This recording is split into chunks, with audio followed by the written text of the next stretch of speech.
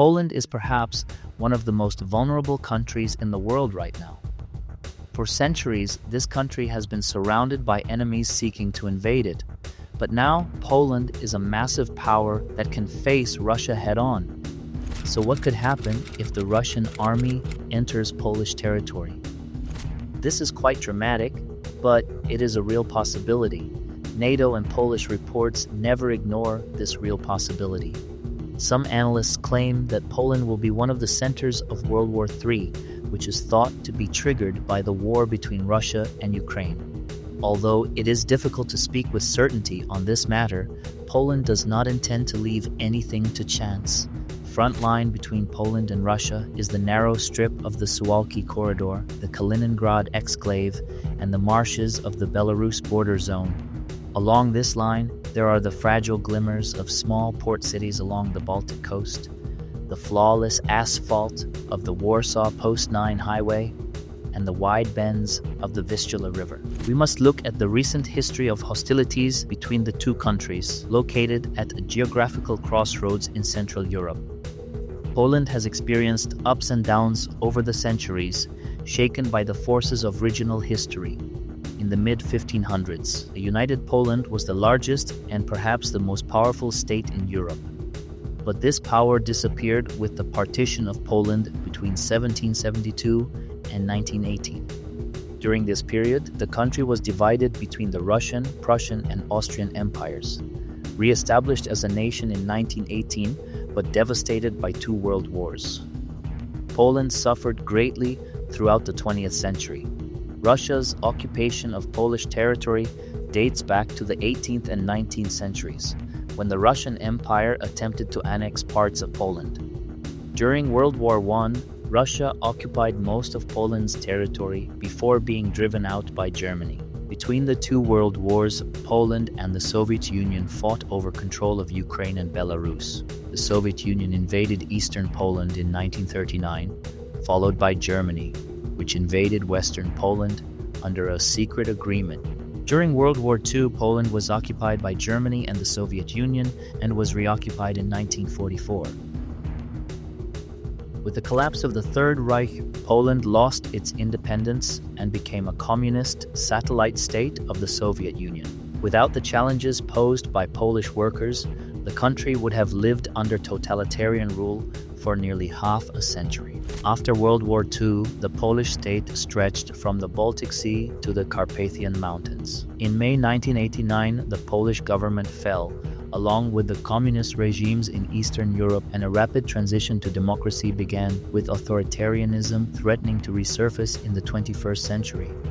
At the beginning of the 21st century, Poland became a member of both NATO and the European Union, with an abundance of all kinds of products. Poland's accession to NATO was almost simultaneous with Putin's rise to power in the Russian Federation, and now with the memory of countless invasions in its history. Poland no longer uses its motto "is just a slogan," but as the preface to concrete defense plans. If Moscow, following its moves in Ukraine, truly sets its sights directly on the Western alliance, attempts to test NATO through hybrid pressures via Belarus, or develops a little green men scenario from Kaliningrad, the consequences could be unimaginably tragic for Putin. The possibility of such an attack by Russia on Poland is not merely about trying to understand how quickly the fuse leading to Europe's powder keg could burn. It is also a cold-blooded stress test of whether democracy, solidarity, and the international legal order can remain united. And now, let's detail what would happen if Russia invaded Poland. The Warsaw government has been building its security strategy on three pillars since 2022: collective deterrence, energizing NATO's fifth pillar, autonomous reflex, Poland reinforcing its own firepower without burdening the alliance, and edge protection, deep multi-layer defense along all border lines, including Belarus, Kaliningrad, the Carpathians, and the Baltic coast. In the middle of the flat terrain, stretching from the German fjords to the Carpathians, Poland has quietly but persistently redesigned itself over the past 2 years. The Warsaw administration did not see Russia's invasion of Ukraine as merely a neighboring war. It recorded it as the moment when the European security order was broken. Since then, all national defense discussions have revolved around the same question. If Moscow extends its arm a little further west from Ukraine one morning, where will the first Russian unit cross the border? And who will strike? This psychological focus has forced Poland to build a new strategy on three separate but intertwined pillars.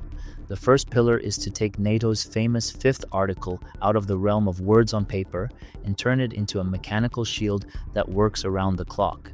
The second is to expand Poland's autonomous firepower so that deterrence is not entirely borne by the alliance. The third is to transform the border strips from open plains conducive to rapid incursions into a deep terrain obstacle filled with mines, trenches, and sensors. These goals may sound abstract, but they have a real-world counterpart. The number of active soldiers has risen from 216,000 to 250,000 in 2 years and is planned to reach 300,000 by 2030. The army has been expanded from 6 to 10 brigades, each of which has been beefed up with modern artillery, drones, surveillance teams, and civil military liaison cells. In short, Poland is buying the first-day, first-hour reflex it never had before. Warsaw's biggest investment is in its armored forces, but the details are, in the words of a Polish general, easy to understand with a hawk's eye. The first batch of K-2 Black Panther tanks from South Korea has been deployed in Renovo Abrams CPV. 3 tanks have been moved to Powell's, next to an American ammunition depot. The total tank inventory will exceed 1,500 on paper.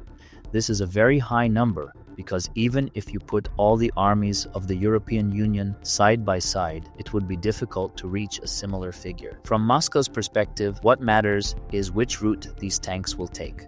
Braniewo is the Polish city closest to the Kaliningrad exclave in the North Pole, which is just a few hours' drive from the Baltic coast. This means that the armored fist will be pointing directly at the Russian exclave. The story is similar on the artillery side, combining 20 batteries of the American HIMARS system with a package of 300 and South Korean Chunmoo multiple rocket launchers gives Poland rockets with a range of almost 900 kilometers.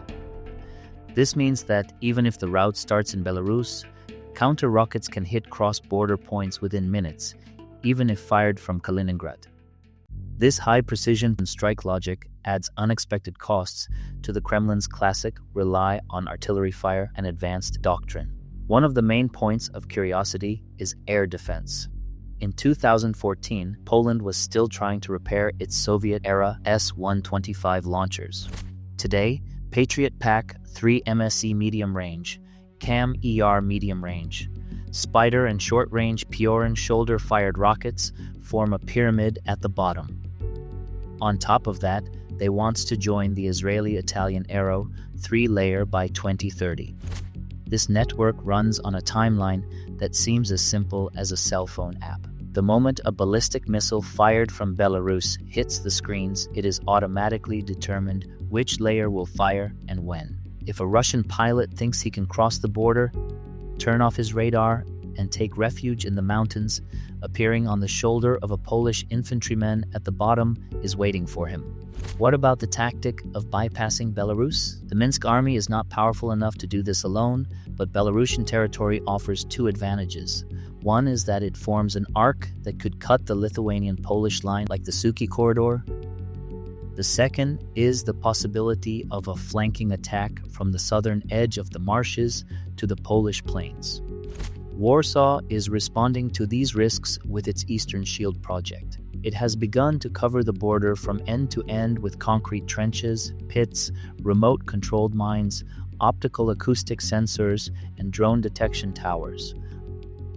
Ottawa's discussion of partially withdrawing from the anti-personnel mine ban treaty stems precisely from the need to lay this line of defense. The Belarus scenario also relies on the local militia force. What this force of 40,000 is made up of those who know the village forest terrain best. They claim they can surround small units infiltrating the border within hours with night vision goggles and light UAV support. The unpleasant aspect from the Russian brigades is useless. The Kaliningrad scenario presents a more classic frontline picture. The Russian exclave has approximately 1,000 modern tanks, serious air defense, and anti-ship batteries. Poland is relying on 3 layers of Allied pressure, rather than locking down this front with its own armor. The first circle is drawn by Lithuania's own forces. The second circle is Poland's K-2 combination. The third circle is tank, and HIMARS reinforcements from American stocks in powered Baltic submarines exert separate pressure, with German Type 212As from Norway guarding the supply route. Russia's most important advantage, the ability to sustain reinforcements via sea routes, is being undermined. The risk of the cores inside the exclave rapidly depleting its ammunition is emerging.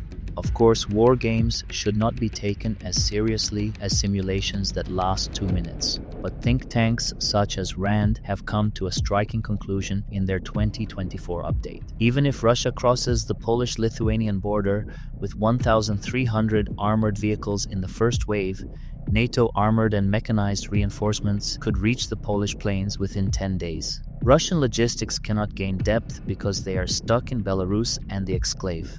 Even if Poland suffers heavy losses, its territorial integrity will be preserved, and Russia's chances of gaining anything real are low. Behind this picture is a small but critical detail. The renovation of Polish roads, the Via Carpathia, might get to Romania thanks to Patriot launchers and Abrams tank railway adapters. They can be transported to Suki within 8 to 10 hours. A reverse flow valve has also been opened on the fuel pipeline.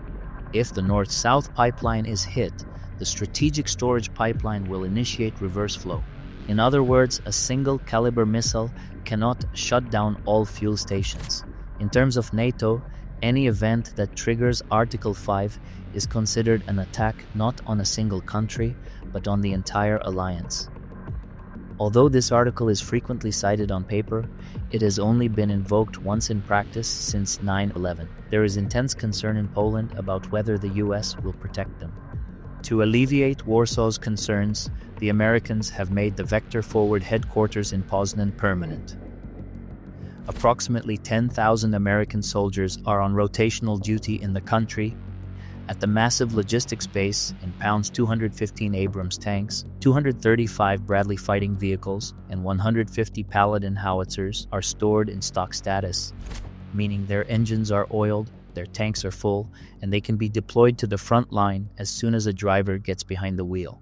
While this number may seem small on its own, the critical point is that spare parts and ammunition are also stored in the same facility. In war, hours will matter, not days. Britain, Canada, Germany, and France are also sending continuous rotation exercises to the Baltic line. The British 7th Armoured Brigade, the French 2nd Armoured Brigade, and the German 1st Panzer Brigade are advancing on Polish highways in Leopard or Leclerc tanks at different times of the year. This traffic is a nightmare for Russian military intelligence. It is difficult to tell whether these are real deployments or exercises.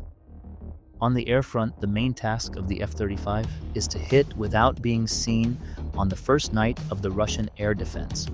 Although the Patriot and pad upper layer shields are not a definitive solution to the hypersonic threat, they will play a role in limiting the number of Kinzhal and Iskander missiles.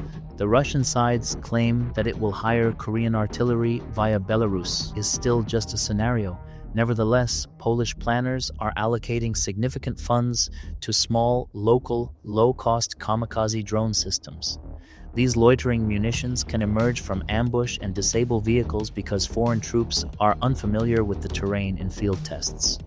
Warmate drones have penetrated the upper armor of tanks and left explosives inside, equivalent to a hand grenade. As a result, instead of expensive tanks, low-cost unmanned threats have become a cause for concern. Will Russia take the gamble of marching? Despite all these preparations, an attack on Poland would only make sense in the Kremlin's strategic maps if it were based on gains on the front in Ukraine. Kiev is still standing, and the Russian army is suffering heavy losses there. The political and military risks of opening fire on a NATO country could destabilize Moscow's internal stability.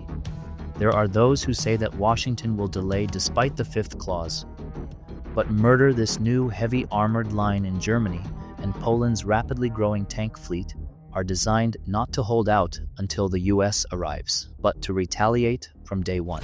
When the Via Carpathia motorway is completed and LNG terminals are connected, the gas tap will no longer be a threat. This is exactly what the Kremlin does not want. In addition to military risk, economic leverage is also fading. In a potential invasion, Russia's first advantage is surprise and speed. Poland is keeping its air defense radars on combat alert to avoid being caught napping on day zero. They are not switching to sleep mode. Patriot scans continue every night, regardless of whether they detect. The space available to Russian pilots is shrinking. When they actually cross the border, the signal will be a mix of artillery, drones, and rockets. Instead of spending expensive ammunition one by one, they are applying multi-layered pressure. When it comes to the nuclear factor, Russian military doctrine puts the use of low-yield tactical weapons on the table if the conventional front is lost. NATO, on the other hand, has unofficially defined every nuclear explosion as a strategic response under Article 5. In other words, if the Kremlin launches a tactical strike as a deterrent, it risks becoming a target itself. The consequences of such a strike on the Polish border would be incalculable. Moscow is expected to weigh this seriously, at least for now. Amid all this military preparation, the Polish people are keen to ensure that civil defense is not neglected. There will be a country whose steel appetite is chained to NATO, whose economic front is fortified by energy lines, and whose civilian military coordination has been accelerated.